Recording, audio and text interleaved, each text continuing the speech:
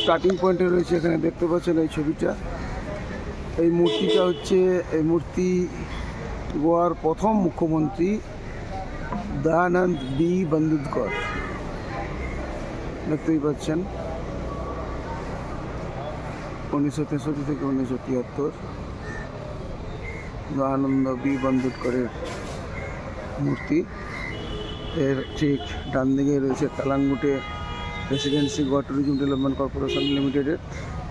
এই দিকটাতেও প্রচুর হোটেল রয়েছে, এই পয়েন্ট থেকে ওই দিকটাতে প্রচুর হোটেল রয়েছে। একটু দূরে গেলে অনেক চিপে রেটে হোটেল পাবেন।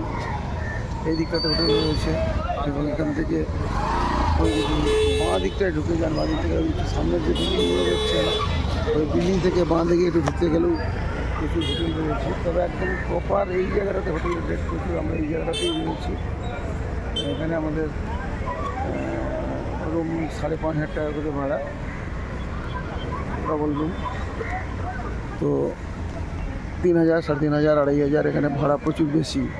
কিন্তু এইখান থেকে যদি একটু আপনারা পিছনের দিকে জাস্ট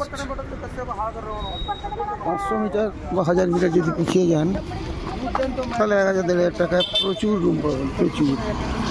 একদম কালাঙ্গুটের হাট এইটা, এই বুঝতে পারছেন মুখ্যমন্ত্রীর মূর্তির কাছে এটা হাট। এবার এই দিক থেকে যদি একটু ব্যাকে চলে যান, এই যে রুমস অ্যাভেলেবল একটা গেস্ট হাউস লেখা রয়েছে, আমি কোনো নাম নিচ্ছি না, দেখতে থাকুন।